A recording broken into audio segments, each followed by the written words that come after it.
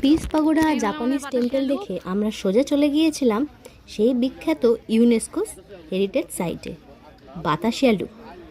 বাতাসিয়া লুপে 15 টাকার টিকিট কেটে ঢুকলে আপনারা পাবেন দুটো জিনিস দেখতে।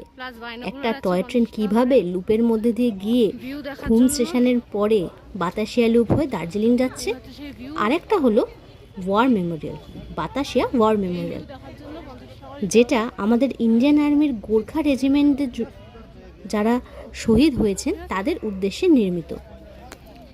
এই ওয়ার মেমোরিয়ালটি 22শে মার্চ 1995 সালে নির্মাণ করা হয়েছে। দার্জিলিং হিমালয়ান রেলওয়েজ, এই হিমালয়ান রেলওয়েজে দু রকমের টয় ট্রেন চলে, এটা আমরা সবাই জানি। এই ট্র্যাকটা তৈরি করে GA অ্যান্ড কোম্পানি। 1879 থেকে 1881 এর মধ্যে এই ট্র্যাকটা নির্মাণ করা হয়। 1919 সালে তৈরি করা হয় বাতাসিয়া লুপ। বাতাসিয়া লুপ তৈরির পিছনে একটা খুব মজার ঘটনা আছে। যে ইংরেজ সাহেব এই বাতাসিয়া লুপ ডিজাইন করার জন্য চেষ্টা করেছিলেন, সেই ইংরেজ সাহেব অনেক ভাবনা চিন্তার পরেও বুঝতে পারলেন না কি করবে।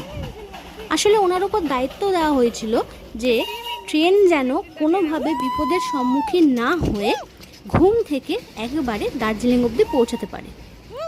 বিপদের কথা কেন বলছি, কারণ ঘুম হচ্ছে সবচেয়ে উঁচু স্টেশন, আর ঘুম থেকে দার্জিলিং যেতে হলে ট্রেনটাকে একটু নিচে নেমে তারপর যেতে হয়।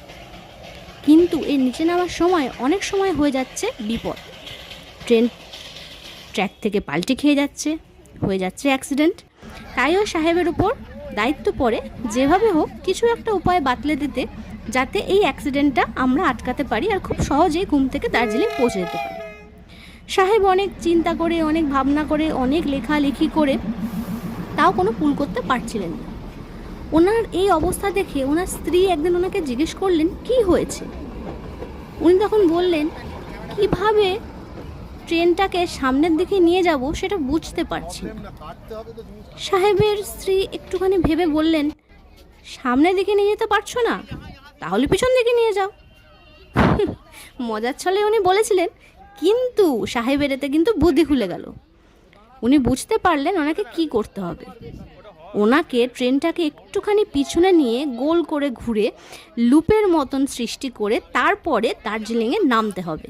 তাহলে ট্রেনের গতিটাও একটু কমে যাবে আর কোনো অ্যাক্সিডেন্ট ছাড়াই সুন্দরভাবে ট্রেন ঘুম স্টেশন থেকে দার্জিলিং স্টেশন পৌঁছে যাবে।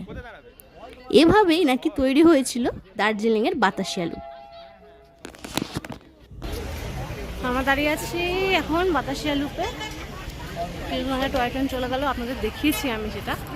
আর এই যে বাতাসিয়া লুপের এখানে প্রচুর ভেন্ডাররা বসে আছেন জিনিসপত্র নিয়ে, নিচেও আছে, এখানেও আছে। তো ট্রেন যখন এখানে হল্ট করবে, আই থিঙ্ক অনেকে নেমে এখান থেকে কেনাকাটি করতে পারেন। মানে ট্রেন মানে টয় ট্রেনের কথা বলছি।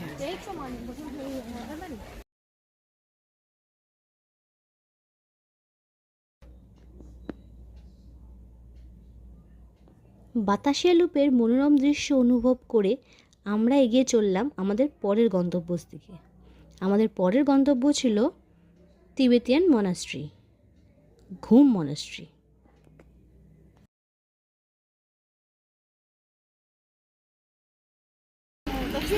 চলে এসেছি আমরা ঘুম মনাস্ট্রিতে।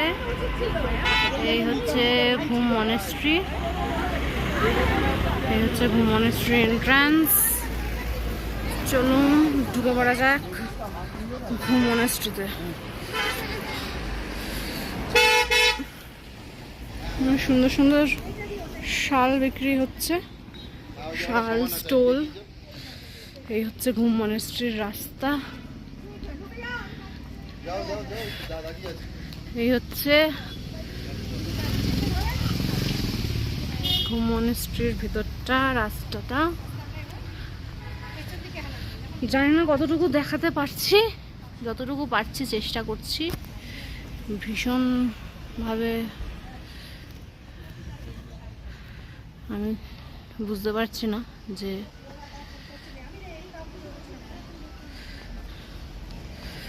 চলো নিচে যাওয়া যাক এখান থেকে। এই হচ্ছে ঘুম মনেস্ট্রি। চলো নিচে যাওয়া যাক।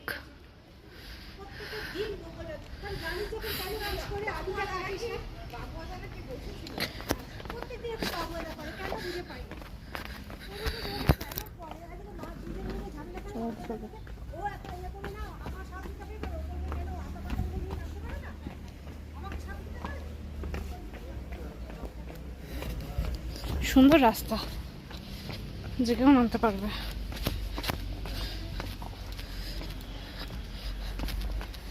খুব একটা বেশি চড়াই উতরাই নেই, রাস্তাগুলো খুবই সুন্দর।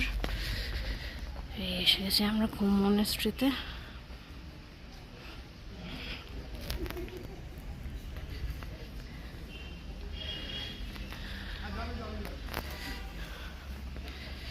এই সেই ঘুম মনেস্ট্রি।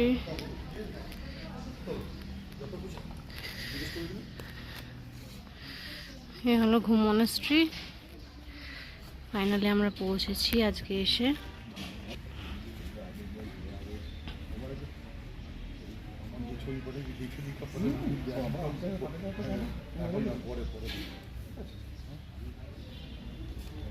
সামথিং চলিং বুদ্ধিস্ট ঘুম মনেস্ট্রি।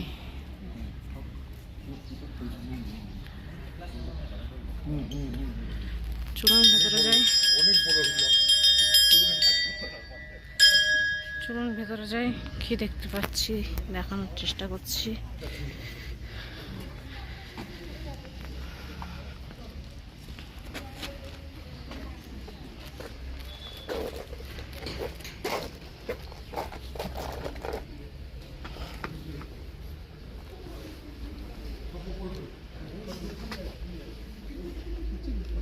Julia?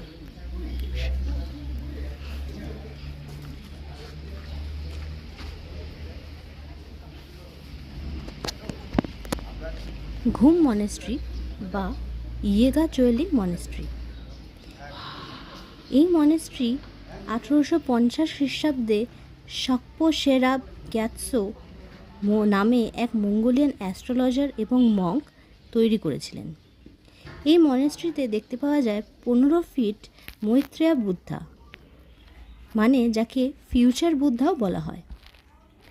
এই মনেস্ট্রির চারিদিকে দেওয়ালে, সিলিংয়ে সুন্দর সুন্দর কালারফুল রং দিয়ে বিভিন্ন মুরালস, বুদ্ধিস্ট সিম্বল, টিবেটিয়ান ফ্ল্যাগস, বিভিন্ন টিবেটিয়ান গল্প সব কিছু লেখা আঁকা আছে। এই মনেস্ট্রির মধ্যে একটি অয়েল ল্যাম্প বা প্রদীপ রাখা থাকে, যেটা সারা বছর জ্বলতে থাকে। বলা হয় তিবেত থেকে মাটি এনে এই মনেস্ট্রির বুদ্ধ মূর্তি নির্মাণ করা হয়। তবে 2011 সালের ভূমিকম্পে এই মূর্তির অনেকটাই ডিস্ট্রয় হয়ে যায়। তারপরে রিপেয়ারিং করে নতুন মূর্তি করা হয়।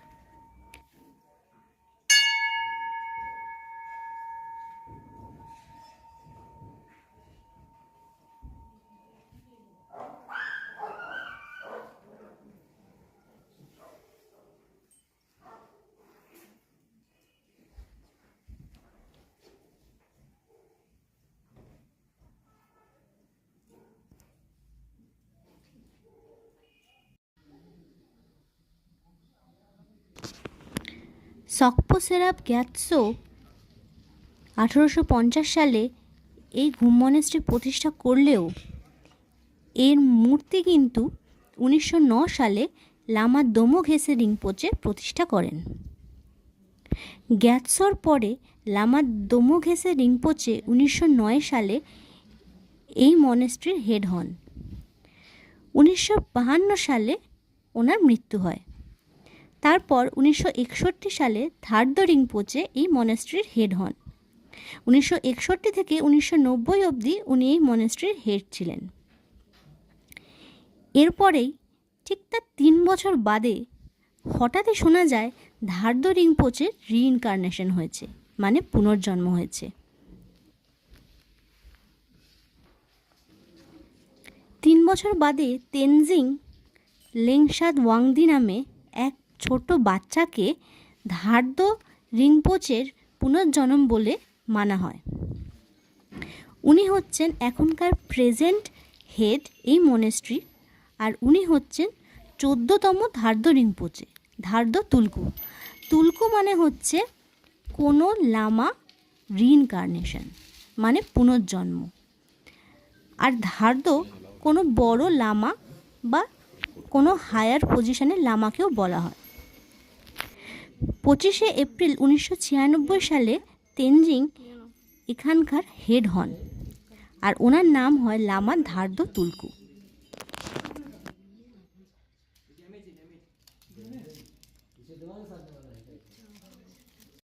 ফাইনালি আমি আর মা দাঁড়িয়েছি মোমো খেতে। এই যে আমরা গেছিলাম ঘুম মনেস্ট্রি, ঘুম মনেস্ট্রি থেকে বেরিয়ে এসে আমার এখানে স্ট্রিট ফুডের লম্বা লাইন, এখানে আমরা দাঁড়িয়েছি মোমো খেতে। খেয়ে দেখো, খেয়ে বলো কিরকম খেতে, খেয়ে দেখো কিরকম খেতে, দিকে এসো, দিকে এসো, বলো কিরকম খেতে।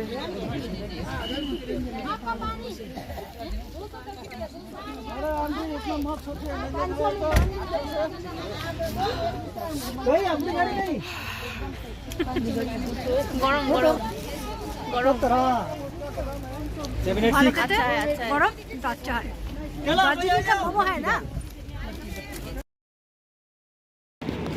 বাকি কথা আবার পরের পর্বে। বাই।